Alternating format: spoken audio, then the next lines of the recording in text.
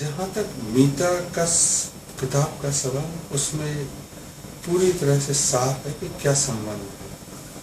हाँ, अगर आप इसको एलाबरेट करने के बारे में बोलना है तो एलाबरेट किया जा सकता है कि आज हम कोई भी रिसर्च करें तो पहले तो वर्ड पे अगर ध्यान दें तो रिसर्च, फिर से खोजना।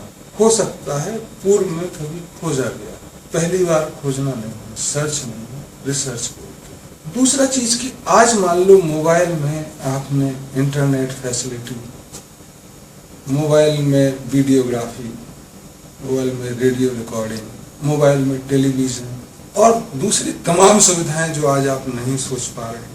शायद कल के दिन आए कि वो आपका पल्स रेट भी बता सके, ब्लड प्रेशर भी बता सके जो इसको कैरी कर रहा है, नाइट सिग्नल भी आ जाए जो आज आने लगे। इनमें हो सकता थर्मोविजन कैमरा के साथ ये, तो जितनी भी चीजें आएंगे उसमें आप देखोगे कि मोबाइल का आविष्कार जो पहली बार हुआ था वो महत्वपूर्ण है। बिना उसके आविष्कार के आज जो आप कर रहे हैं वो शायद संभव नहीं है। मोबाइल के आविष्कार के पहले भी टेलीफोन का जिसने आविष्कार किया वो जरूरी कहा होता, उसके बिना शायद मोबाइल की परिकल्पना ही नहीं आती। उसके पहले भी जो टेलीफोन वायर से है और वायरलेस आया बीच में, वो परिकल्पना होती। उसके पहले भी जो टेलीपैथी थी, जो कई लोगों को अल्लाह ताला की कृपा से बचपन से ही होती है उपलब्ध, कि आज तो ताऊ आएंगे, ताऊ जी ये सोच रहे हैं, या बहुत सारे सिद्ध लोग बता देते हैं कि बेटा इस बीमारी से तुम ग्रसित लग रहे हो, या तुमने भी वो सोचा, हमने भी वो सोचा। तो ये बेसिकली वार्तालाप है, ये परिकल्पना आई हो। रूस में एक प्रयोग हुआ इसी तरह से टेलीपैथी का, कि उससे कहा कि तुम मास्टर हो ना, तो जमशेद जी छत्तीसगढ़ में, उनसे बोलो कि वो सो जाएं। तो एक आदमी को छत्तीसगढ़ बिठाया गया और टेलीफोन से बात करी। तो जमशेद जी पार्क में जा रहे थे, इनको लगा एकदम से सोना है, तो जमशेद जी सो गए पार्क की बेंच पे। उसके बाद ये हुआ कि जमशेद जी की शायद तबीयत खराब हुई हो, इसलिए उल्टी उल्टी आ रही होगी, लेट गए होंगे। ये टेलीपैथी नहीं कही जा सकती। तो इससे कहा कि मास्टर है, उससे कहा नहीं नहीं, आप जमशेद जी से कहो कि उठ जाएं और ऑफिस जाएं, सीधे, कहीं रुके नहीं। तो मास्टर ने टेलीपैथी से कहा कि जमशेद जी उठो भाई, क्या कर रहे हो, घंटा भर हो गया सोते हुए, ऑफिस जाओ। जमशेद जी हड़बड़ा के उठे और ऑफिस की तरफ चल गए। ऐसे प्रयोग भी हुए और ऐसे होते रहे। तो ये एक ख्याल था कि एक जगह से दूसरी जगह संबंध बनाया जा सकता है, अपने दिमाग की वार्ता या अपने दिमाग के सिग्नल दूसरी जगह भेजी जा सकते हैं। विज्ञान ने इसको साकार किया आम जनता के लिए, लेकिन जिसने पहले पहल किया था, जिसने एक विचार दिया, वो भी उसका भागीदार है सफलता में। तो आज कोई पेटेंट करा रहा है कि ये सिर्फ मैंने ही किया, तो पुराना जिस कंधे पे वो चढ़ के, जिस सीढ़ियों से चढ़ के वो उस मुकाम तक पहुंचा, उनकी कृतज्ञता कहाँ है, उनका पैसा कहाँ है? तो ये लाजमी नहीं बैठता कि आज कोई एक नई चीज इसमें ले आए, वो कहे हमने किया। अरे तुम्हारे जो भी आज के परिणाम हैं वो पूर्ववर्ती किए गए प्रयोगों के क्रम में एक अगला कदम है। तो आखिरी सीढ़ी का धन्यवाद हो सकता है, लेकिन उसके पहले 20-25 सीढ़ियां जो चढ़ के सभ्यता पहुंची है, जो प्रयोग पहुंचे हैं, उनका क्या? इसलिए एक कदम आगे चल गए ना आप सिर्फ, तो आपको सारा पैसा कैसे मिल सकता? आप सारे बाजार में मोनोपोली कैसे कर सकते हैं? आपका एकाधिकार एक अनाधिकार चेष्टा है, वो चाहे एक देश करे, दूसरा देश करे, एक मल्टीनेशनल करे, दूसरी मल्टीनेशनल करे, पूरी प्रकृति के होते हैं चीजें। टेलीविजन पे आज कोई ये थोड़ी ना कह सकता है कि नहीं भाई मैंने बनाया है तो मैं ही देखूंगा। हॉस्पिटल जो बनाता है, जो उद्घाटन करता है, वो यही थोड़ी ना कहता कि मैं ही इसमें भर्ती हूँ, मैं ही इलाज करता हूँ। वो सारे लोगों के लिए जितने भी प्रयोग हुए हैं, चाहे वो योग हो, तंत्र हो, नए आधुनिक तथाकथित विज्ञान में मोबाइल हो, टीवी हो, उस सभी के।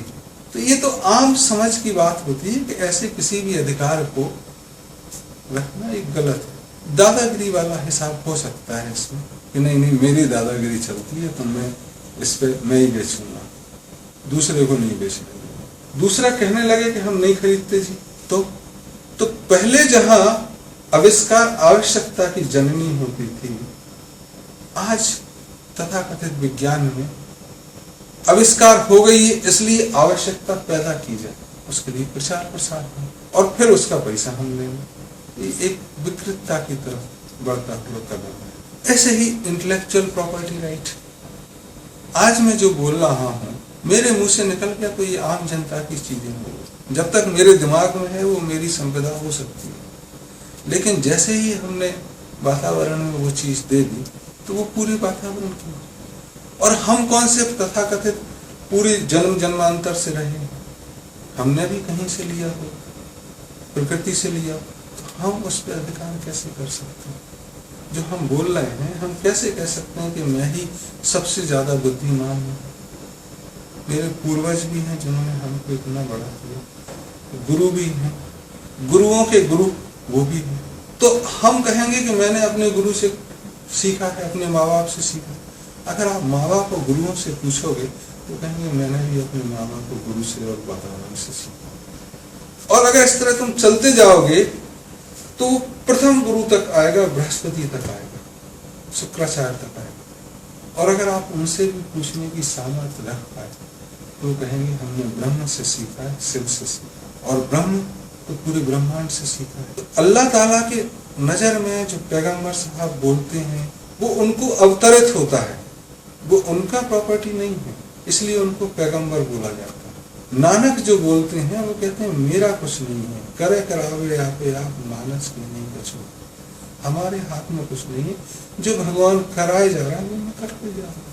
तो इतनी सादगी से जब चीजें समझ में हैं, उसको क्लिष्ट करने की आवश्यकता क्या है? सिवाय इसके कि आप ज्यादा मुनाफा कमाना चाहते हैं, सिर्फ आप ही मुनाफा कमाना चाहते हैं, तो ये क्लिष्टता बढ़ाने की चीजें हैं। अगर आदमी को साधारण जीवन जीना है तो आज मैंने एक चीज खोजी है, तो मैं चाहूंगा कि कल के दिन आप भी लें, आप भी उसका फायदा उठाएं, आप भी प्रसन्न हो।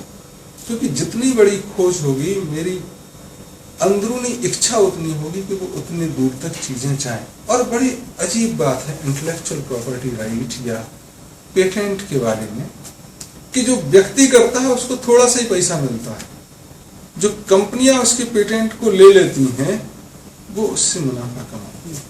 अभी हाल की बात है कि मोटोरोला को गूगल ने खरीदा और बहुत ज्यादा कीमत में खरीदा, उसके पास बहुत सारे पेटेंट थे। गूगल ने उन पेटेंट को अपने पास रखा और बाकी मोटोरोला कंपनी को, लेनोवो को बेच दिया। आप पूछ सकते हो कि जो 12 रिसर्च या 112 जो भी थी वो किसी व्यक्ति ने की थी, मोटोरोला ने उनको लैब की सुविधा मुहैया कराई होगी, कुछ दूसरा इंफ्रास्ट्रक्चर दिया होगा, रहने रहने का पैसा दिया होगा, लेकिन मोटोरोला ने एज सच इंस्टीट्यूशन ने वो क्रिएट नहीं किया था, और गूगल ने तो कतई नहीं किया था। तो आज अगर गूगल पैसा कमाए तो जो रिसर्च करता था, जो खोज करता था पहली बार, वो कहेगा हमने तो खोजा और पैसा वो कमाया। मोटोरोला कंपनी एज सच जिंदा है, वो कहेगी हमारे पास तो हमारी रिसर्च है ही नहीं, वो तो दूसरा बनिया ले गया जो बड़ा व्यापारी था। ये जो दौड़ है ये सिर्फ पैसा कमाने की दौड़ हो सकती है। तो ऐसे में अगर आप कहें कि माइट इज राइट था, जो जंगल का नियम था, आज के जमाने में अगर प्रॉफिट इज राइट तो मैनिपुलेशन भी राइट होंगे। तो आपको इस लेवल पर आना पड़ेगा कि कितना प्रॉफिट राइट, कितना माइट राइट है, क्या वो धर्म के हिसाब से है या अमानवीय और पाशविक होता जा रहा है। हम टर्म इस्तेमाल करते हैं कट थ्रोट कंपटीशन, गला घोंटू गला काटू, मतलब मारने वाला चीज होगी। तो फिर मानव नहीं रहे आप, तो फिर आपकी चमक धमक जो आप दिखा रहे हैं वो लाशों के ढेर पे खड़ी हुई चमक धमक। तो आपको विकसित होने का और कहने का अधिकार नहीं बचता, न लोगों को उनको मानने का बचता है। विकसित और विकासशील वही है जिन्होंने आधार बनाया है, एक दूसरे को इज्जत दी, प्रकृति का सम्मान किया, ये चीजें हैं। तो प्रश्न जब आप उठाए कि इंटेलेक्चुअल प्रॉपर्टी राइट में ओल्ड एंड वाइज से क्या मतलब है, तो इसका मतलब कि जो हमारे पूर्वज उसको खोज कर गए थे उनका अगर हमको सम्मान करना है, तो आज अगर हम कुछ चीज खोजें तो हम अपनी ना कहें, उनका भी नाम उसमें, उनके पूर्वजों का भी।